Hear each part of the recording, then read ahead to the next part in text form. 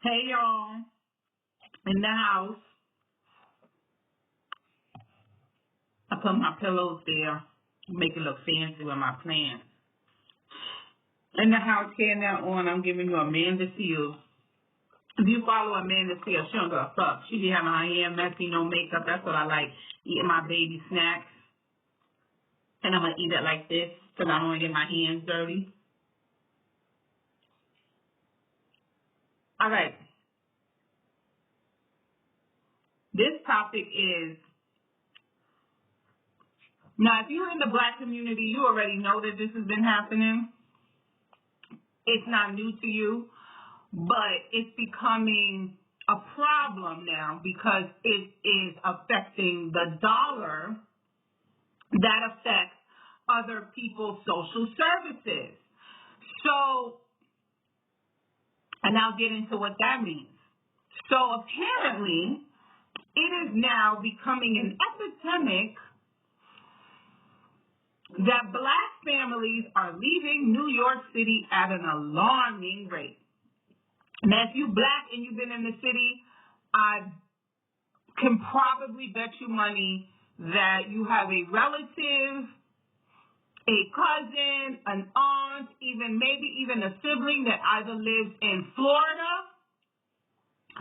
or Atlanta, Georgia, College Park, right? Any of them places. We know they've been leaving, but it has not been the numbers it has been post-pandemic and so quickly. It's one thing to slowly hemorrhage money. It's another thing to, it's like if you had a hole in your pocket and you losing a penny here and there, then to that whole pocket being unstitched and all your money coming out. That's what's happening because these Black families are leaving New York City. And it's probably not for the reason that you think. So there was an article in the New York Times regarding the exodus of Black families leaving New York City. And it was an Asian woman writing the article. I'm not going to give her name because I ain't write it down. I'm not going to look it up. But she interviewed a bunch of people who left. And it was an expose in this one family who recently left New York City for the South. And they're saying the South, these southern states, because it's a shift of when Black people were leaving these southern states to come up north. And now we're going back down again. Housing and child care is diminishing the appeal to live in New York City, especially if you are a family. Now, if you're single and you're living in New York City, you can live in a 3-bedroom apartment with 4 people and split the rent and live your best Sex in the City life.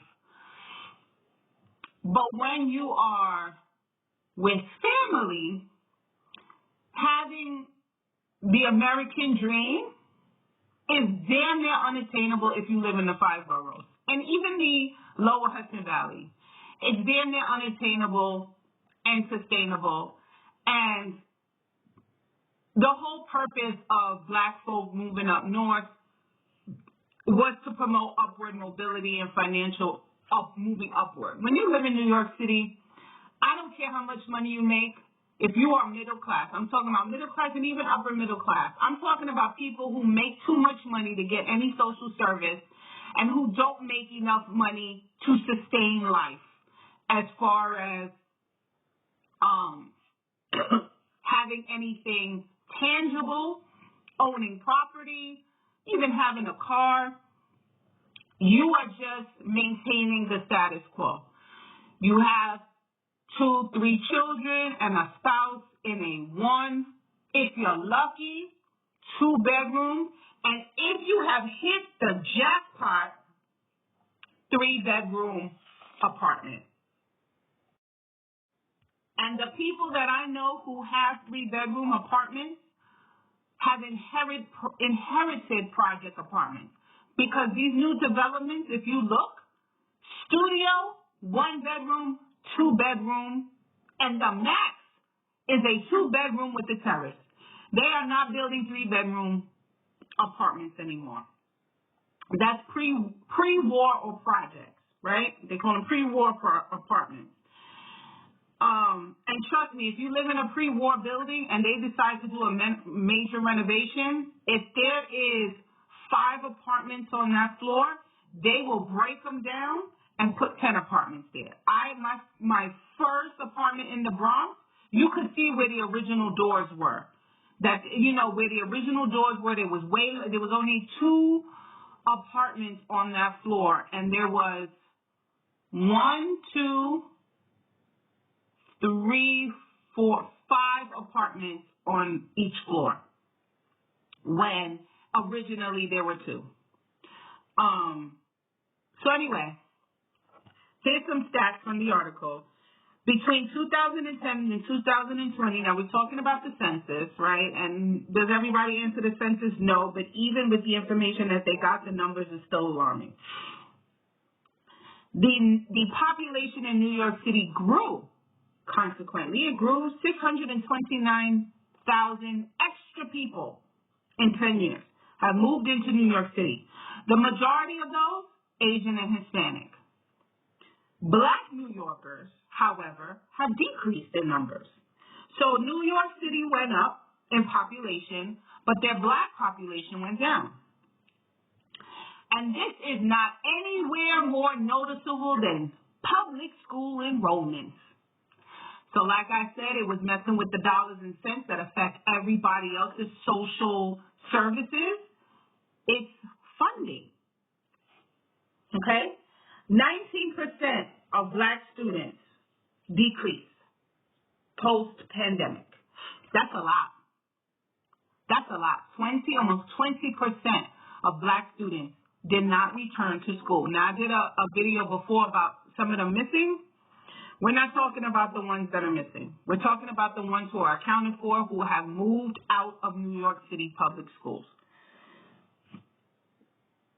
Just frankly put, as someone who lived in New York City and no longer lives in New York City, it is unaffordable to raise a family in New York City with upward projected mobility. And what I mean by that is, yes, you can raise a family in New York City. Millions of people raise families in New York City, but they are raising them, maintaining the status quo. And let me tell you what pushed me and my husband to purchase a home.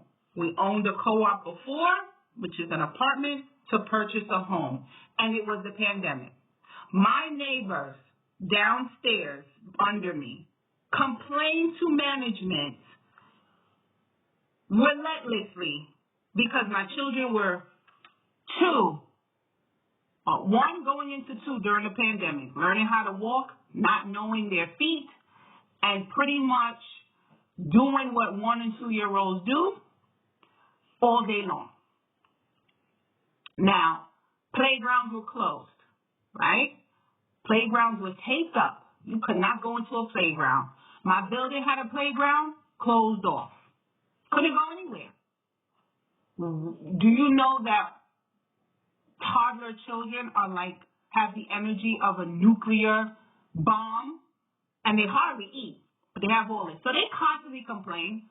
We even had someone put up flyers on the floor because there was another woman on my floor. She had a set of twins. They were about a year or 2 older than mine. Insinuating that our children were special needs and that they should get help because they cried. They cried and screamed because they were locked in the house. They were pandemic children. I had to purchase a house so I didn't end up on SNAP, because I wanted to unleash everything on my neighbors downstairs.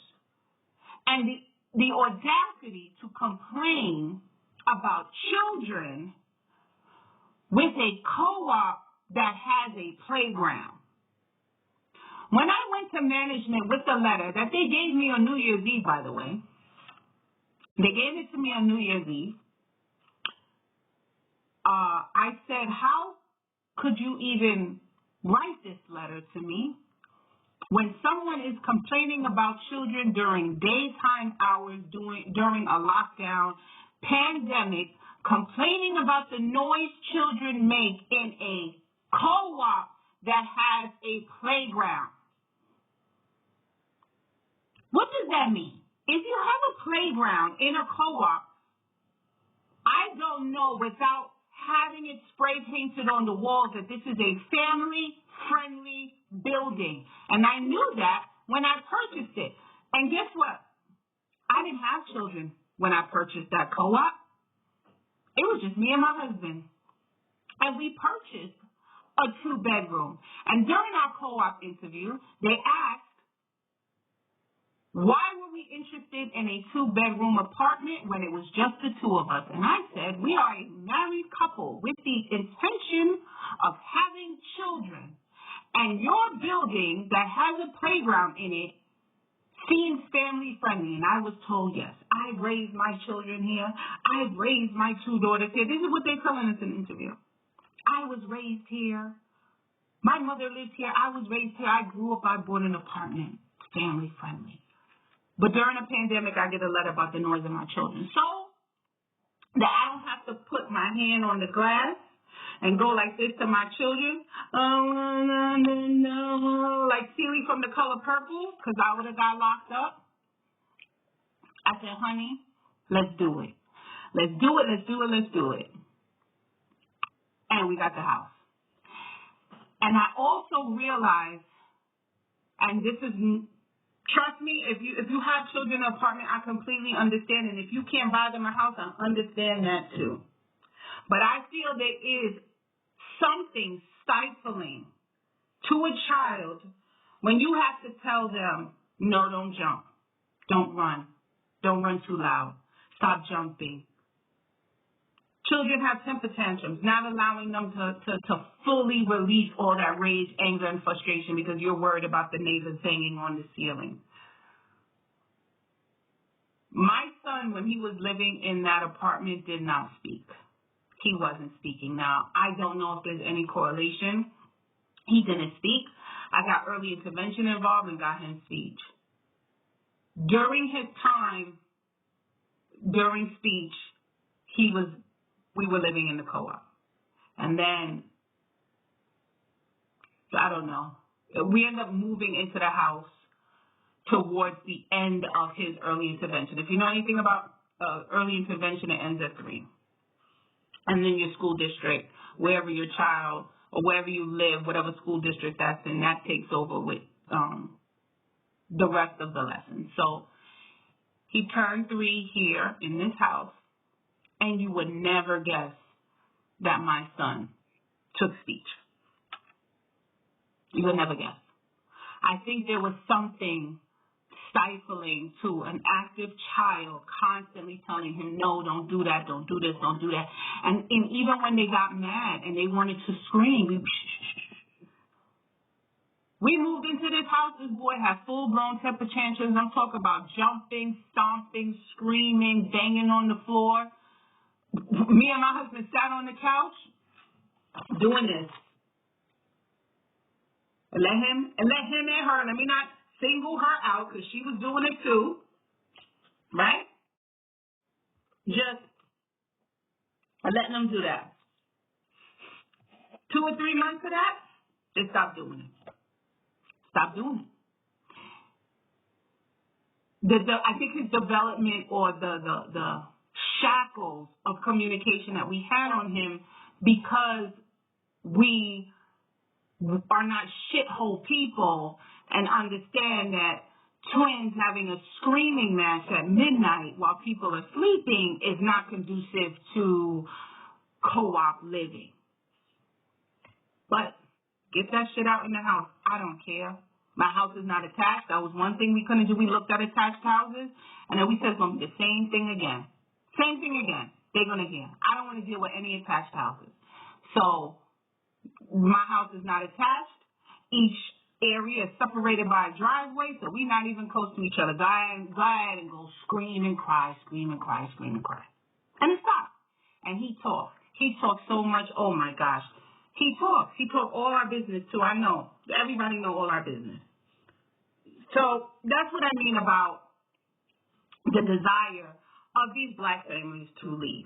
Now, thanks to our circumstances, my financial savvy that everybody doesn't have, I'm just playing, we were able to stay next to the city. I don't live in New York City. I'm very close to New York City, right? But me and my husband, before we had children, before we even purchased, did we purchase the co-op? Before we purchased the co-op,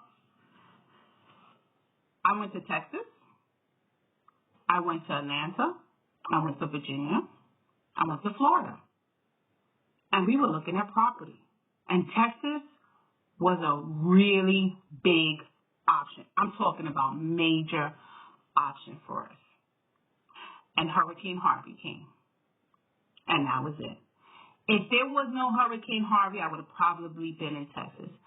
I say this all the time. Texas is, and I went to Houston and the surrounding areas in Houston. I drove to Dallas to fly out of it. I didn't really spend time in Dallas. I spent time in Harris County, right? That's the Houston area. And I have to say that was the most comfortable I have felt outside of New York City. People smiled at us. They said hello to us. There was brown people. There was white people. And what I liked about it was the mixing of the black and brown people that you see in New York, but you don't see it like that. If you see it in New York, it is two kinds of interracial that is dominant in New York City.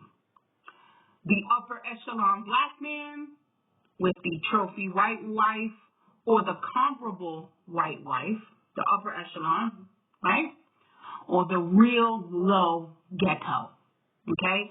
She grew up around black people. She's a hood booger chick too, just low class. That's the mixing you see. I hardly see any, and I'm not saying I don't see it, but I hardly see any middle class mixing. I don't see it. When I went to Texas, like, I could go places with my husband. We could walk somewhere. We still get looks. We would still get looks. As far as us being not the norm. When I went to Texas, it was abnormal for me to see two white people together, two Spanish set of people together, or two black people together. Everybody was mixed. All of the relationships were mixed. And if I did see two of a kind, us walking somewhere, didn't faze them at all. All the children was Nestle quick colored, milk colored. It was all mixed in. It was all middle class. And pickup trucks. Everybody has a brand new pickup truck in Houston, Texas. They would get into their big pickup trucks. They would load them children in. It was mixing. There was also a high population of East Indian people, mostly men. And then doing further research on the type of jobs we would get, there's a lot of energy jobs out there, which means there's a lot of engineering type jobs out there. So anyway, if Hurricane Harvey didn't come, I would have been in Texas. Huge houses, $300,000, mother-in-law suite. I was ready to go. And then even after Hurricane Harvey, my husband noticed the decline of his parents and really didn't want to leave and go too far. So we pretty much stayed local. So I think the exodus of black people in New York City recently has to do with the pandemic. Being quarantined with your children and your whole entire family for a good part of the year, you realized how necessary it is to have a backyard. Now, my backyard, tiny? No. Large? No. Small, yes. Enough? Absolutely. I got a backyard, a side yard, and a front yard. It's enough because we got to tend to that shit, right? So it is enough that my children can run around, play, open a cheapy Target, Walmart, blow up pool, fill it up with the hose, and enjoy. That is what I was looking for. I did not want land and land and land. I did not want to find my 40 acres in a mule. I also didn't want a big house because I would have to clean that shit. And although I probably could afford it, I don't want no cleaning person. I don't want anybody seeing my shame. So, my mother has made jokes that the house is tiny, but I think she's taking that back because it's me. My husband works. He takes care of the kids. I clean it. It's too much. You clean one area, you go to clean the next, you go back to the other area is dirty. I'm just trying to keep it clean, not cluttered, and nothing growing. Nothing growing in the sink. So, again, why the South? More bang for your buck. Land ownership, a backyard. The potential to own something, to own a home. Now, I think I read somewhere that there are more co-ops in New York City than there are rentals, and that is because of Manhattan. Most of these old buildings, these high-rise buildings, these units are co-ops. So if you break it down as far as units, there are more co-ops. But black families aren't owning these co-ops. If you ever seen the Marvelous Mrs. Maisel, those are the kind of people that own those co-ops, and they transfer them over. They're well beyond paid for. They're just paying the taxes and the maintenance on it. And the maintenance can be thousands of dollars. Thousands of dollars. That apartment been paid for. The maintenance in the 1-2 bedroom could still be $3,000-$4,000, right? And if you know anything about New York City property taxes, extremely low, damn near non-existent. And that's why when I was looking for a place, we looked in New York City. I was looking in areas like Throgs Neck. I even looked at Edgewater. I looked at a new development there. Certain parts of the Bronx I was looking at. But they were all attached. I saw a foreclosure of minimum $600,000. Really, really nice one, $6,000, $7,000, $8,000, which I was gonna probably be willing to pay because the property taxes were low. But I got outbid. Like, these people were coming with money. And I was like, I need 60 days to get a mortgage. And somebody was like, yeah, I got cash, So I say this, the South it has the boxes checked off that New York City had in the Renaissance times when we were leaving the South to come to New York, the North. And now the South is checking off those boxes that New York City doesn't check off anymore. And they're calling Atlanta the Black Mecca. The Black Mecca as far as housing, entrepreneurial options, jobs. Atlanta's the new Harlem. Atlanta's becoming Harlem during the Renaissance time, right? The article also highlighted that the Northeast cities, going up Northeast, has an increase in black mayors, and I found that very interesting. Where I live, we have a black mayor, and a lot of these cities going up north have black mayors, and I found that very interesting, and that was brought up in the article because you would think having a black mayor will keep you from leaving, but the mayor doesn't really set the real estate. The mayor's just in charge of trying to, run the city and trying to facilitate these social programs, and a lot of the mayors are trying to get the black families to stay by implementing these programs, first-time homeowner buyerships classes, and things like that. And when I was looking to purchase the home, I went to quite a few seminars. They were all remote because I bought during COVID, right? And I said that these programs help people that qualify for services. And they said, yes, we want to help people that, couldn't afford it. And I said, what about the people who can't afford it but also can't qualify for these programs?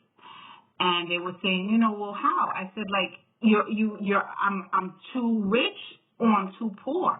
I feel like the middle class is being phased out. And it is.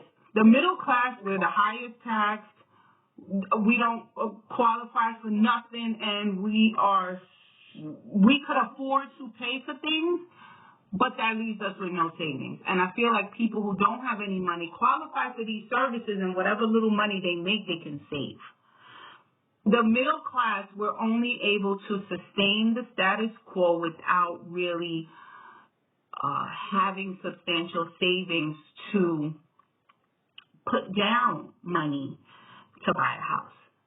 In transparency, the cash needed to purchase my home was a number, comma, number. That was my down payment and closing costs, fees. Number, comma, number. And I'm not talking about a loan. I'm talking about cash money in the bank. Okay? And you know how we did that? Beg, borrow, and steal. It was so intense, I had to sell a car. We had two working cars. We had two nice cars, the Hyundai and the Dodge. I had a Dodge Journey. It was only a year old. I had a Hyundai Accent, only a year old, and my husband's love of his life, his 2002 Montero, which was pretty much just a relic. We wasn't driving it. I needed $20-something thousand more in cash. I sold my car. I sold the Dodge Journey. And my husband had to drive the car. And my husband was sick all the time, chronic headaches and stuff. And one day we went to the movies, and I said, Eli, like, there's a smell in this car. It smells like chemicals in this car. And he was like, what? I said, it smells like chemicals in this car. The car was blowing back like these toxic fumes into the cabin of the car. I was like, what? Oh, we get in the car. We had already purchased the house and everything. We were living in the house. I said, no, fuck that shit. Fuck that shit. Buying the home, wiped out our savings. We had to borrow. And mind you, I didn't sell my co-op. We were still living in the co-op. So I didn't sell that. I had both. And I was juggling both for about 4 months. 4 or 5 months, 6 months? No. 8 months. 8 months of juggling both the apartment, the co-op, and the house. And when I sold the house, and this is why, sold the co-op, and this is why real estate, like owning something, is how you build wealth in this country. The profit I made, not what after I owed, the profit I made on that apartment paid back everybody that helped us get this house. And by everybody, I mean our folks. Replenished our personal savings account and wiped out most of our debt. Now, I said I was juggling both places for 8 months. Like, my credit card debts were astronomical. After living in that co-op and pretty much having my credit cards at zero for years, I was just paying a monthly balance, which, by the way, hurts your credit, because credit is about how well you juggle debt. I was still high 7s, but I wasn't high 8. You know, I wasn't in the 8s. But anyway, once I got all that debt, shot back up to the 8s, right? So, anyway, and I'm just saying that one co-op selling it was able to do all of that. And I don't have to pay taxes on those gains if it's under $250,000. I'm looking at my husband like, we should do this shit again. We should just, now, when you have a mortgage and you have a primary home mortgage, you have to live in there for more than a year, right? We should just fucking leave every 2 years and get $100,000 profit. My house is already 75, depends on who you look at, $75,000 to $80,000 more than what it's worth when I bought it a year and some change ago. Real estate, guys. Real estate. If you can buy the tiniest of properties, go ahead and do it. Go ahead and do it. Go ahead and do it. Live in it for a couple of years. It will always appreciate in value. When the dollar goes up, so will your investment. And sell that motherfucker. I'm talking to my husband like, you want to get another house? The moving is a bitch, though. He's like, no. But anyway, so what was I talking about? Oh, the program for the first-time home buyers, trying to help black people, or not even black people, poor people, really doesn't help the middle class, unfortunately. But that had me thinking about a bigger question, where are black people getting pushed out of New York City, or does the South have that pull to bring them? See, there's a difference between getting pushed out and getting lured somewhere else. Prime example. When I was ready to be a young Thundercat and get out of my mama's house, I did not want to leave the borough of Brooklyn. I started looking in Brooklyn for apartments. And based on the type of employment I can get at that time, 20 baby years old, I couldn't do it. For me to move out, I couldn't do it. I had to go higher up north. So I went into the Bronx. And I say that I was pushed out of Brooklyn. So for me to start my life as an adult and get off my mommy's teat, I had to leave Brooklyn. There was nothing in the Bronx that lured me to the Bronx. Not at all. I lived in a zip code that is not the most desirable, but if you ask anybody, the one block my apartment was on was beautiful, nice, well-kept, quiet. Not very nice. But you walk 3 blocks down that way or 3 blocks down the other way, it was like crossing the train tracks. So I did a lot of research before I found it. And my first apartment was in a 6-story walk-up. Now, do you know it's illegal not to have an elevator in a building that has 6 stories? You know how you get away with a 6-story walk-up? The first floor is L. The second floor is 1. I lived on 5, but that motherfucker was 6 stories. Okay? 6-story walk-up, 1-bedroom apartment with 1 closet. And let me tell you something. That was the spot. That was the spot. It was cute. It was mine. It was $750. It was clean. It was easy. It was easy to clean. Okay? I had a decent-sized kitchen, a tiny living room, and a tiny-ass motherfucking bedroom, okay? And I was living there single for a couple years, and then my boyfriend at the time moved in, and later became my husband, all right? So anyway, I say I was pushed out of Brooklyn. But I don't know if these black families are getting pushed out of New York City, because it's not like they're failing there. They're surviving. They're surviving. The quality of life is acceptable. The children are happy. They're clean. They're healthy. I think they're being lured to the South with the options of a backyard home ownership, 2 cars, getting out of the rat race, and I literally mean rats, So I don't think black families are getting pushed out. I think they're being lured.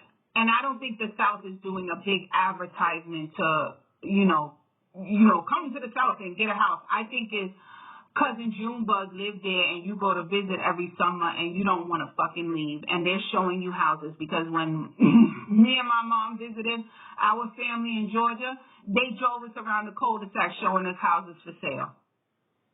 Okay? And at the time they were $110. New developments for $110,000. Okay? With 3% down.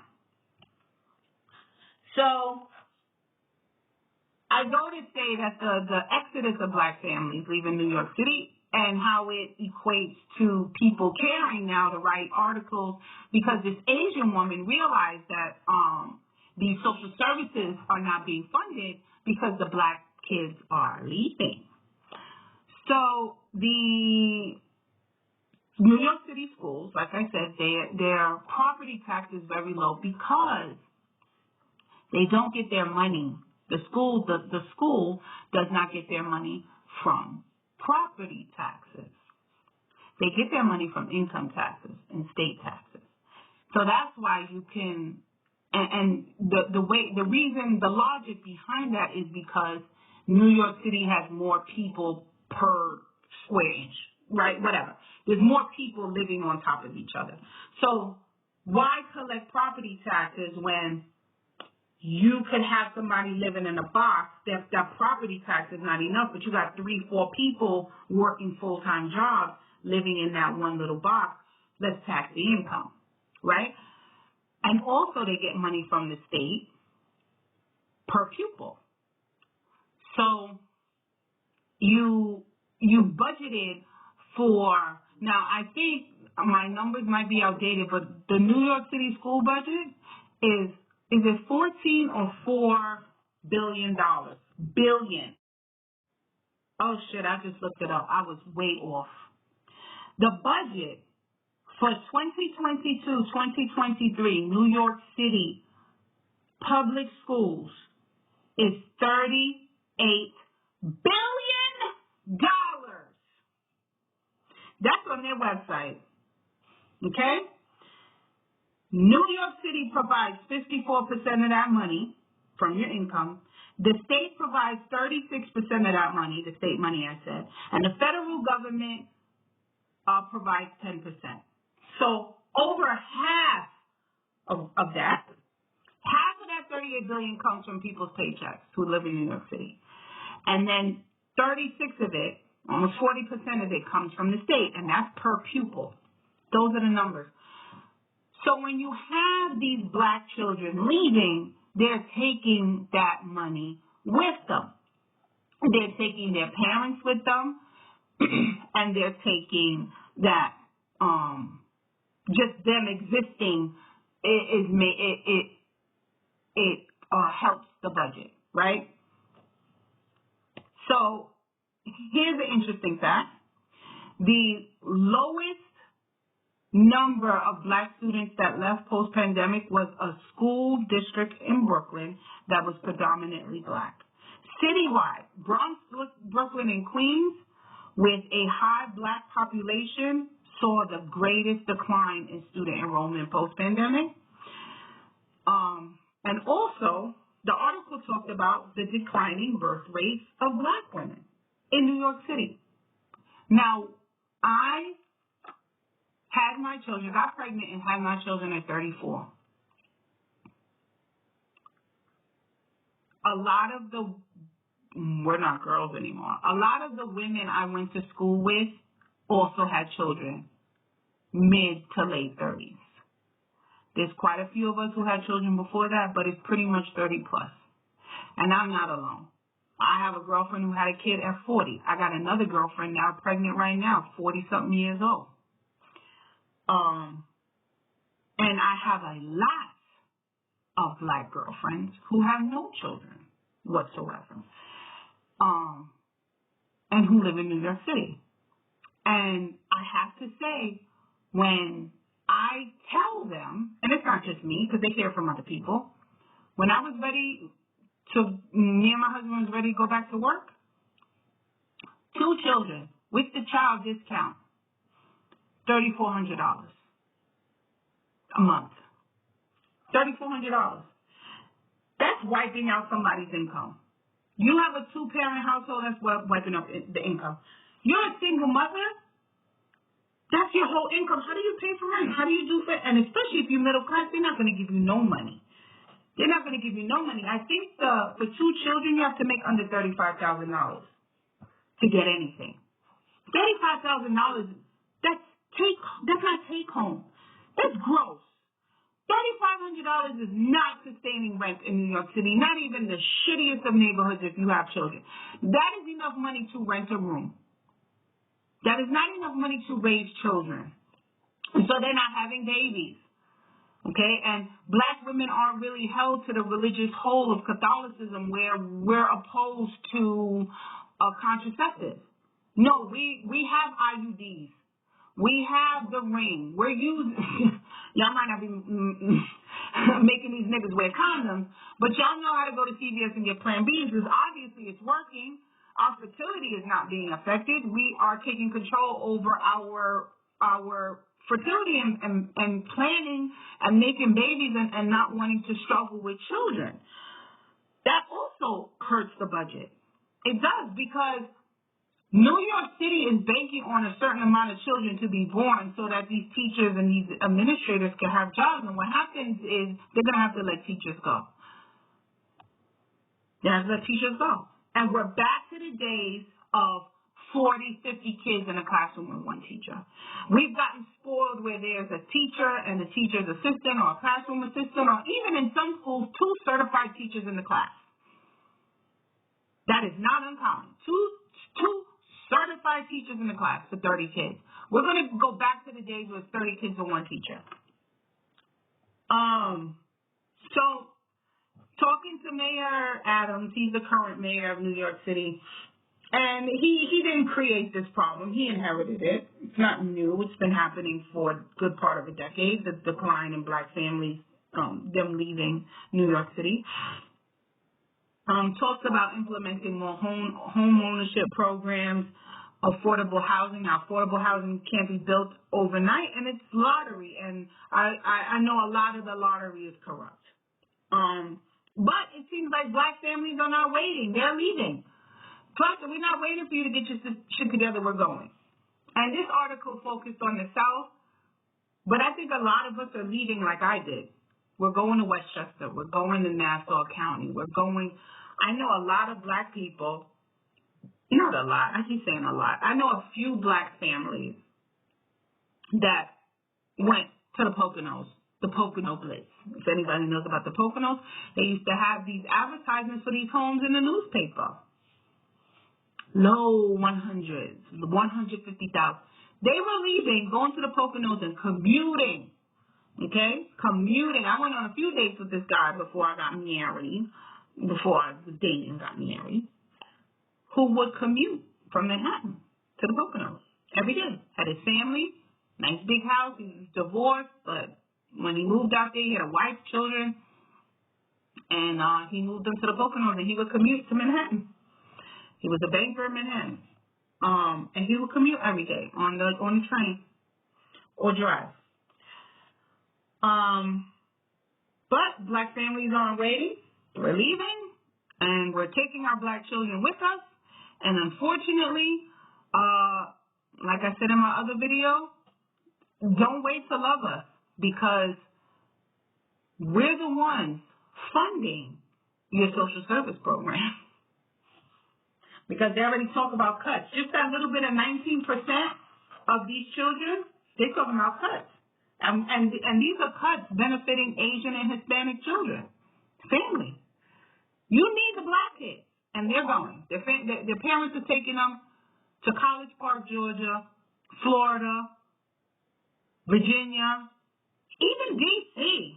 Well, the surrounding states outside of D.C. So like I said, the black babies are going and their money's going with them. We're going further south, or we're even going further north. I'm out of New York City. I'm not out of New York State. I'm out of New York City. People have moved to the D.C. area. I've seen Virginia. There's a lot of Florida, a lot of Georgia. Not too much West Coast people. I know single people who move West Coast, but not really families. But they're not waiting. They're not waiting, and their jobs. People are like, oh, we stay in New York because of the money and because of the jobs. But you don't have to have a household income of $200,000 in Georgia. You don't. You don't. You can live comfortably if each of y'all are making $50,000. That's just facts. So, sorry, New York City, but we're going. Or we've left already. Let me know what you think. Have you looked at the South? Has the South been appealing to you? And not even so much the South, like Maryland or Delaware, where you don't pay any taxes. Let me know. Bye.